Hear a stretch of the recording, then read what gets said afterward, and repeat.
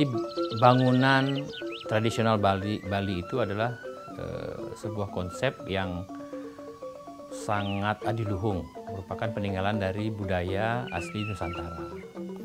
Nah, bangunan Bali itu selalu mengacu pada Trihitekaran, yaitu konsep ruang, itu 3 ruang adalah Parahyangan, Pawongan, dan Palemahan.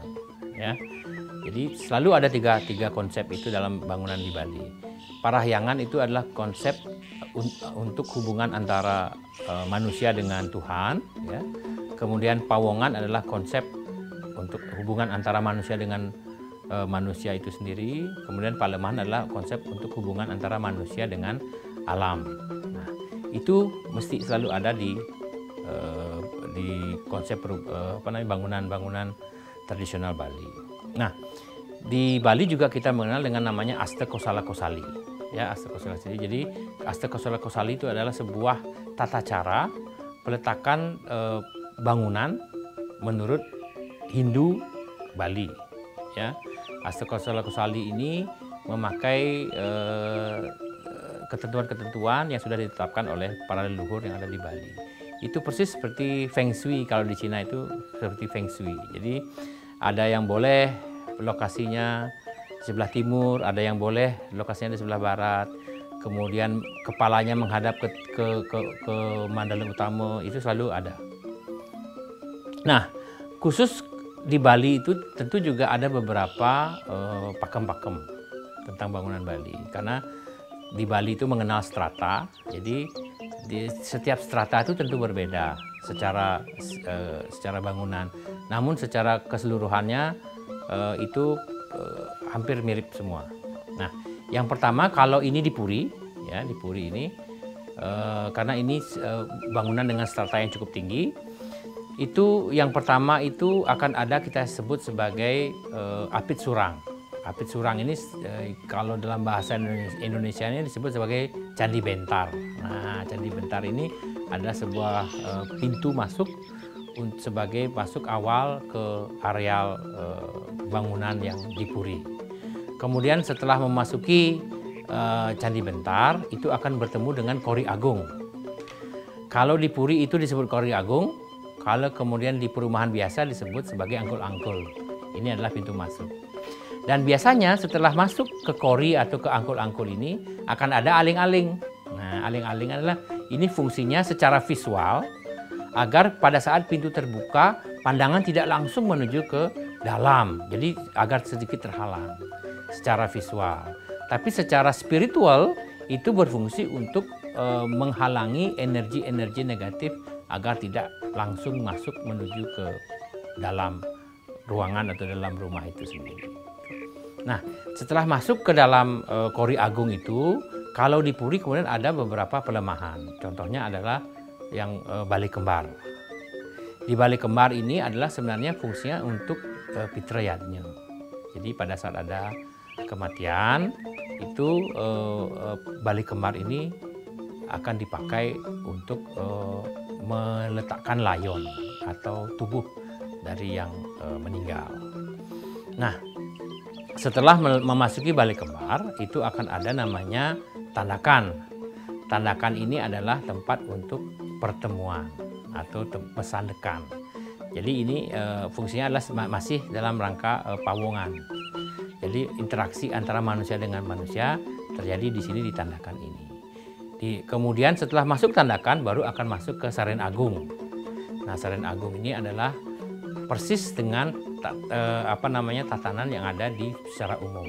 Karena di Saren Agung ini ada Bali Dangin, ada Bali Dauh, ada Bali Daje, dan ada Bali Sakepat.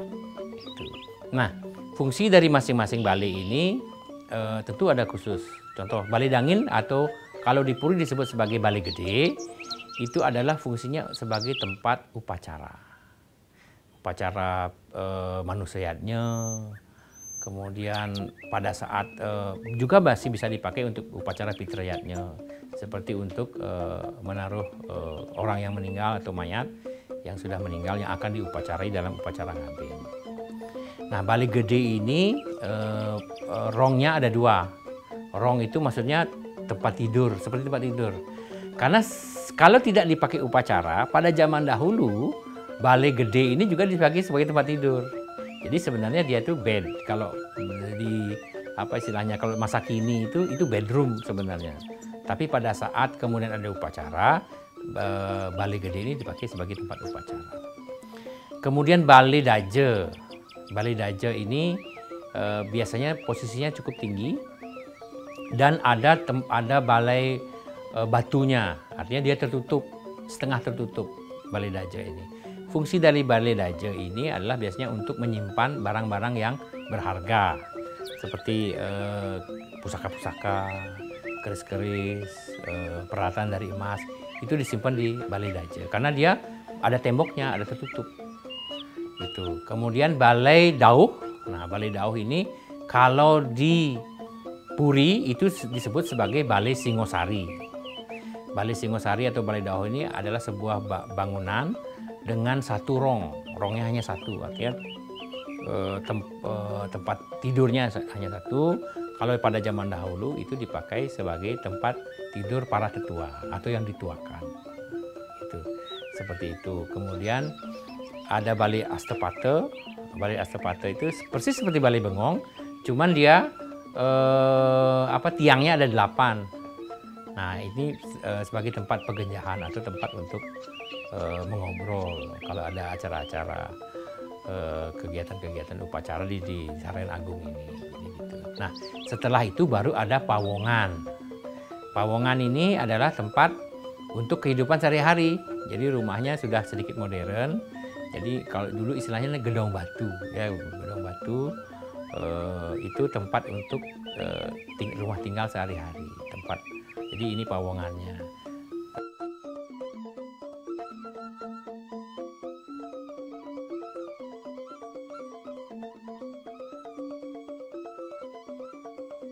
Nah, parahyangan ini kalau di Puri itu kita mengenal namanya Merajan Alit dan Merajan Ageng.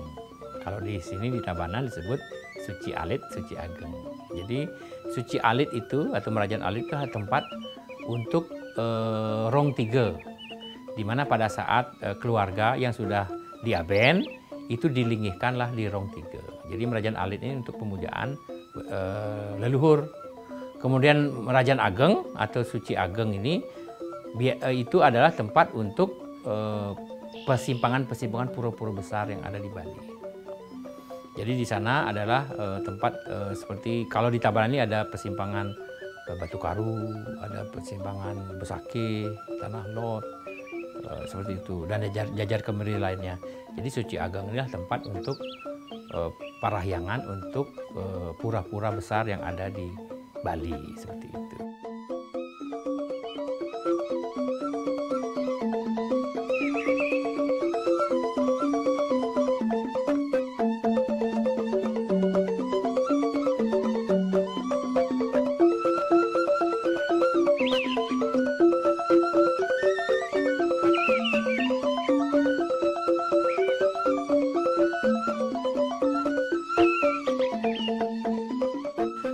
Kemudian lumbung. Nah, kalau di bahasa Indonesia lumbung, di Bali itu ada 2 jenis. Yang satu namanya glebeg, yang satu namanya jineng. Ya. Glebeg dan jineng ini fungsinya sama sebenarnya, adalah tempat untuk menyimpan hasil panen, khususnya padi. Ya. Cuman bedanya jineng ini estetikanya lebih bagus, karena biasanya dia ditempatkan di Madianing Mandala, ya. Tempatnya cukup bagus, jadi berukir dan lebih indah. Nah, kalau glebeg ini dia fungsinya lebih diutamakan. Dia bentuknya sederhana, kotak dan lebih besar, karena memang lebih ke fungsionalnya glebeg ini. Halaman itu adalah kalau dalam konsepnya itu adalah palemahan, karena manusia itu perlu tempat interaksi dengan alam, ya. Kedua, itu juga dari fungsi bangunan itu, kalau tidak ada halaman dia jadi sumpek, ya. Jadi kenapa selalu di tengah itu dibiarkan kosong, itu juga sebagai karena zaman dahulu bangunan-bangunan Bali itu tidak ada AC, dia terbuka. Jadi perputaran angin itu sangat dibutuhkan. Tapi di tengah halaman biasanya ada satu pelinggih kecil ya. Nah itu kalau masing-masing bisa disebut, tapi fungsinya sama. Itu sebagai sane medue karang. Di sini juga kita ada salah satu bangunan yang namanya puargan. Puargan itu artinya dapur, ya dapur. Bali puargan ini biasanya digunakan untuk memasak atau melakukan kegiatan-kegiatan rumah tangga. Nah, secara logika kan di dapur itu kegiatan sehari-hari memerlukan air kan gitu, pasti. Gitu. Makanya mungkin pemikiran orang-orang tua kita dulu, leluhur kita dulu, dibuatlah antara sumur dengan dapur itu berdekatan. Nah, niki adalah Kuri Agung. Kuri Agung itu dibuka pada saat-saat tertentu saja. Seperti contoh Hari Raya Galungan, Kuningan itu dibuka. Kemudian apabila ada yang meninggal juga harus lewat sana. Nah, kalau umpamanya melaksanakan perkawinan yang sama sederajat juga lewat sana. Kalau tidak, itu lewat pintu samping yang kita laksanakan lewat tadi, lewat sehari-hari di sana. Atau mungkin dari pihak saya kawin dengan orang desa lewatnya di sebelah kanan sana. Nah, di depan tuh Balai Bengong. Ya kalau memang tempatnya mengizinkan tuh mungkin mestinya agak besar. Tempat bersantainya keluarga di sana. Kalau mencari angin, kayak melihat keluar, itu Balai Bengong.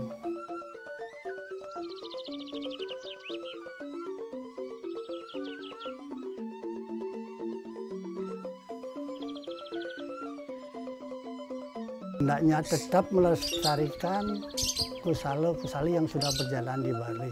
Meskipun mempunyai kemampuan lebih umpamanya. Kalau orang biasa jangan bikin kayak tempat raja itu kan tidak pantas. Nah, tetap sesuaikan dengan resto yang berlaku di tempatnya masing-masing.